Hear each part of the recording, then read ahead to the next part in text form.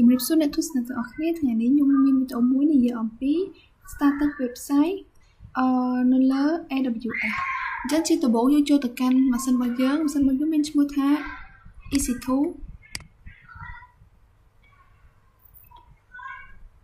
បន្ទាប់មកទៀតយើងចូលទៅកាន់ instance ហើយបន្ទាប់មកចូលដល់កន្លែងនេះយើងដាក់ Ohio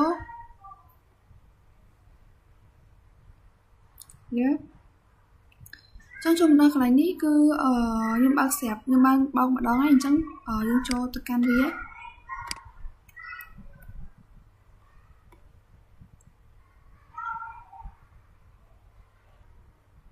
ហើយជាបន្ទាប់ទៀតយើងចូលទៅកាន់ connect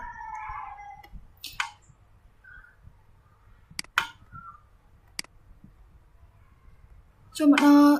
ពេលយើងនៅយើង connect ហើយយើងចង់ ASX វាអញ្ចឹងយើងចង់ ASX វិញចូលទៅ copy កន្លែងនេះអញ្ចឹងខ្ញុំធ្វើការ copy ហើយអញ្ចឹងចូលមកដល់កន្លែង git bar នេះសម្រាប់ git bar នេះយើងចូលទៅកាន់វាបានឬក៏បើកវាបានយើងដើម្បីបើកវាបានគឺយើងចូលទៅកាន់កន្លែង key ដែលយើងដាក់នៅក្នុងdrive របស់យើងអញ្ចឹងយើងដាក់កន្លែងណាគឺយើងបើកមក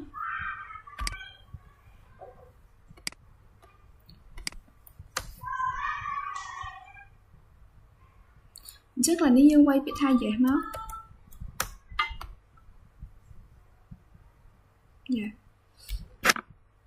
យើងចូលទៅកាន់បានហើយអញ្ចឹងការងារដំបូងដែលយើងត្រូវវាយ comment ហ្នឹងគឺយើងធ្វើការ update អញ្ចឹង comment update យើងធ្វើការវាយ sudo apt update sudo apt update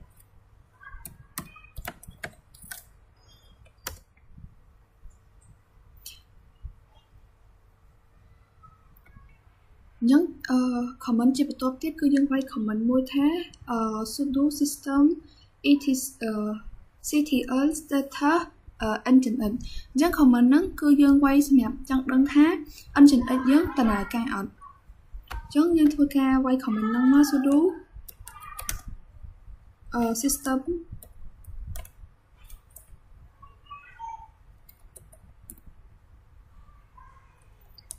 ctl nginx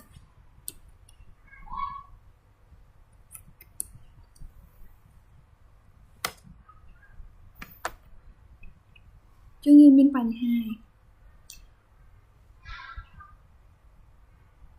ជាសម្រាប់បញ្ហាដែលខ្ញុំបានជួបនោះគឺខ្ញុំភ្លេចដាក់ពាក្យមួយម៉ាត់ថា status អញ្ចឹងនៅមុខsystem ហ្នឹងវាមានពាក្យថា status មួយទៀតអញ្ចឹងវាពាក្យថា status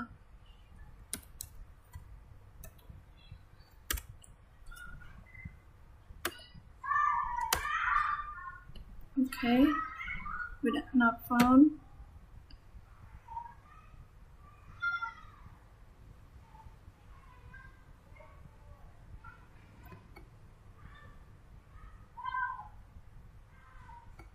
អញ្ចឹងដល់ពីអញ្ចឹងពេលយើងដែលយើង config ហើយឥឡូវវាដំណើរការវិញដល់ពេលដែលវាដំណើរការគឺវាដាក់ថា active running yes អញ្ចឹងជាបន្ទាប់យើងចង់ដឹងថាnginx មួយយើងដំណើរការបានអត់នេះគឺយើងចូលទៅកាន់ AWS របស់យើងមកហើយយើងចូលទៅកាន់ EC2 ហើយយើង copy IP address នេះ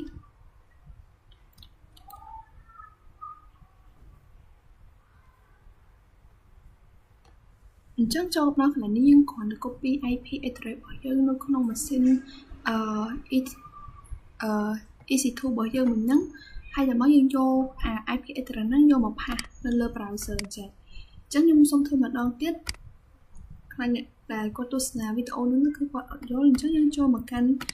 ម៉ាស៊ីនរបស់យើងមកហើយយើង copy កន្លែងនេះកន្លែង IP address របស់យើងហ្នឹងហើយយើងចូលទៅកាន់ browser មួយណាដែលយើងកំពុងតែប្រើហ្នឹងយើងធ្វើការផាសអញ្ចឹងមកអញ្ចឹងមានន័យថា welcome to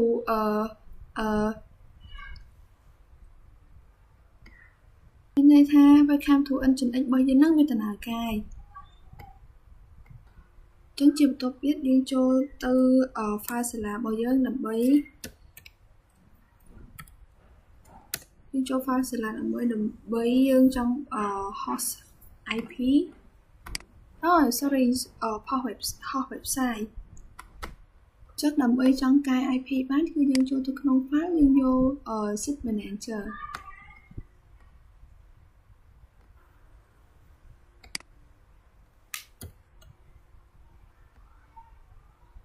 តោះមិញខ្ញុំបង្ហាញហើយដើម្បីចូលទៅកែ IP បានគឺយើងចូលទៅក្នុង file កន្លែងនេះសូមបិទវាចោលសិនយើងចូលទៅកាន់ file កន្លែងនេះ site manager ហ្នឹងហើយយើងធ្វើការផ្លាស់ប្ដូរ IP address អញ្ចឹង IP address នេះយើងយកមកពីណាគឺយើងយកមកពី AWS ក្នុងម៉ាស៊ីនរបស់យើងហ្នឹងប៉ុន្តែខ្ញុំអត់ចង់ឲ្យយើងចូលម្ដងហើយយើងត្រូវផាសម្ដងហើយម្ដងទៀតទេអញ្ចឹងខ្ញុំចង់ឲ្យវា static ដើម្បីឲ្យវា static បានគឺយើងចូលទៅកាន់ម៉ាស៊ីនរបស់យើងដដែល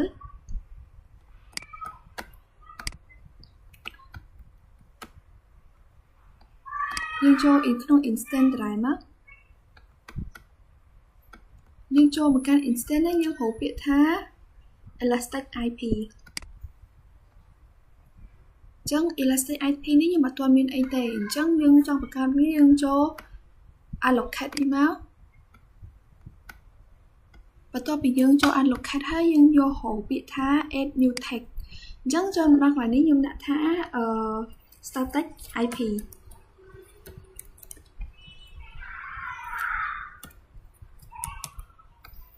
ហើយកន្លែងនេះខ្ញុំដាក់ឈ្មោះសម្រាប់ខ្ញុំបន្តិច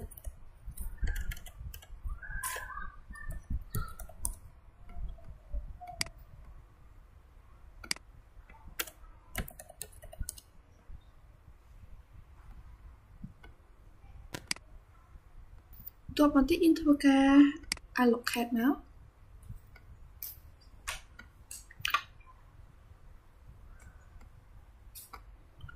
ចង់ចូលដល់កន្លែងនេះខ្ញុំដាក់ឈ្មោះម្ដងទៀតខ្ញុំដាក់ syntax ប៉ុន្តែខ្ញុំដាក់អក្សរធំចឹងយើងបាន IP address មួយប៉ុន្តែយើងអត់ទាន់បានភ្ជាប់ទៅកាន់ម៉ាស៊ីនទេចឹងជាបន្ទាប់ទៀតយើងចុចទៅកាន់ IP address មកហើយបន្ទាប់មកយើងចុចទៅកាន់ associate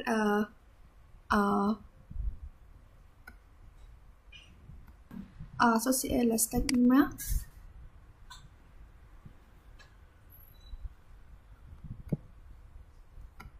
ហើយបន្ទាប់មកទៀតយើងចូលទៅកាន់ extend ចឹង extend របស់ខ្ញុំគឺខ្ញុំប្រើមួយនេះcom នេះគឺខ្ញុំអត់ប្រើទេបន្ទាប់ពីយើងរក extend របស់យើងហើយបន្ទាប់ពីយើងរក extend របស់យើងហើយយើងចុច associate មក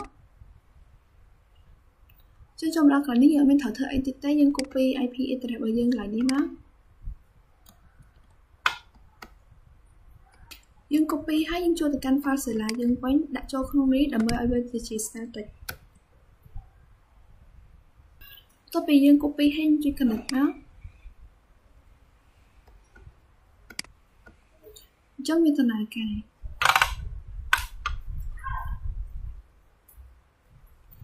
យើងដំណើរការបានសក្តិសិទ្ធិហើយចឹងជាបន្ទាប់យើងត្រូវ upload file អញ្ចឹងអញ្ចឹងដើម្បី upload file យើងចូលបានយើងចូលទៅកាន់ root ហើយយើងនេះចូលទៅកាន់ root យើងរកពាក្យថាfile ហើយ www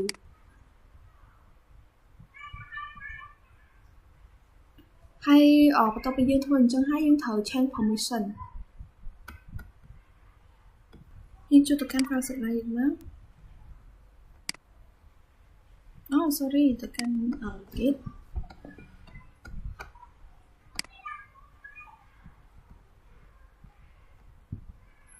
តោះឥឡូវវាធ្វើការចេញពី ISA របស់យើងហើយអញ្ចឹងយើង connect ម្ដងទៀតអញ្ចឹងការ connect អត់មានអីពិបាកទេយើងចូលទៅកាន់ ISA របស់យើងមកយើងកាន់ interface យើងចូលលើម៉ាស៊ីនដែលយើងប្រើហើយយើងធ្វើការ connect មក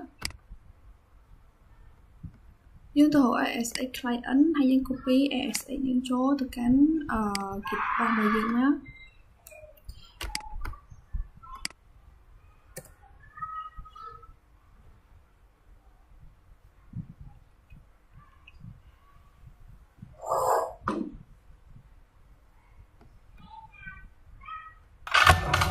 trong đó lý liên quan việc thay vậy mà chứ trong đó nếu như mày quay comment em xem tiệt tê nhưng còn là quay việc thay cd slash bo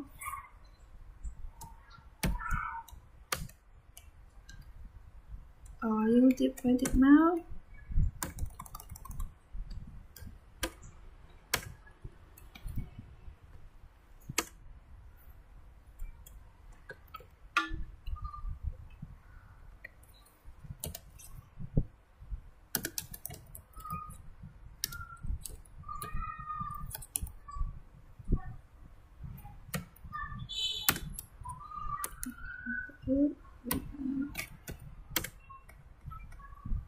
tỏ những chân dương quay comment và số đủ mood bump up down là bởi cái một hiện chắc nhân time cái tôi mà www slash hay được nói into cái enter mà với tha project file có directory chắc cái mình đang thiệt mà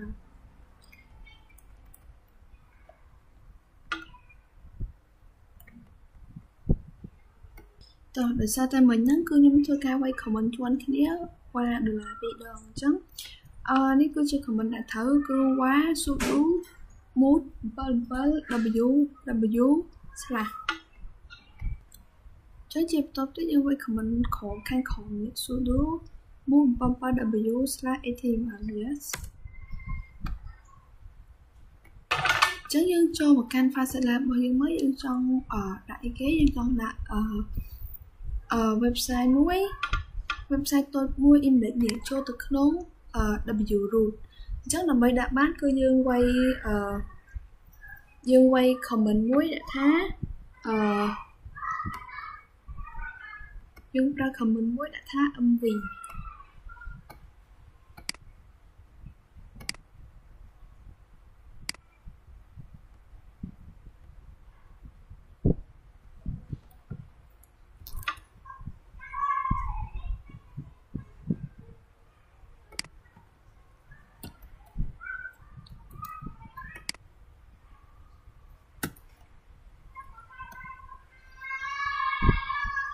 toàn chắc nhưng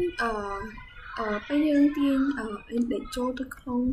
file bây giờ hay chắc nhưng cho tôi can kịp bây giờ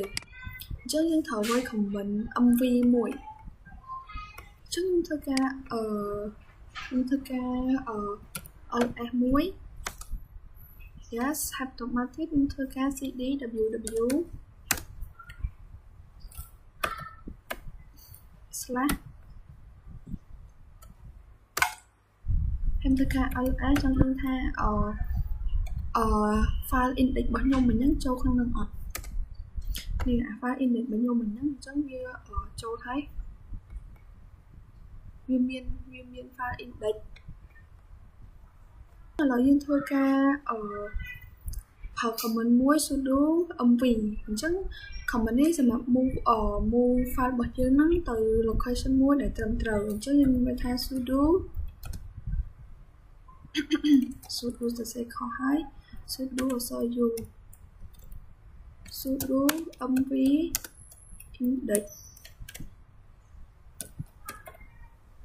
cũng chụp tab nó trong như trên ấy slash html comment của phần năng máy cho các enter hay cho máy những thua cá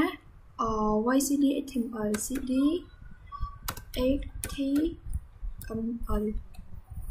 nhớ hay enter ca enter má chốc pe cho tất cả mới hay enter ca li má trong đơn tha miền chắc nè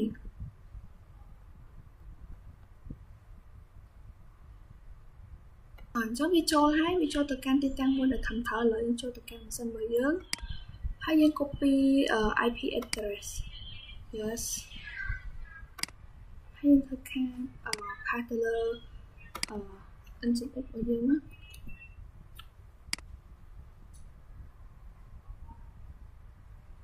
trong việc squatte via response còn trong video bắt đầu tiếp cứ dùng thử số ខ្ញុំត្រូវសនេះអញ្ចឹងអីដែលខ្ញុំបង្ហាញអាហ្នឹងបានគឺទី1គឺខ្ញុំទៅយកនេះ IP វាមក and then ហើយយើងធ្វើការ copy មកវាចេញអញ្ចឹងពេលចេញអញ្ចឹងមានថាត្រូវឲ្យយើងហោះ website dynamic static ហោះ static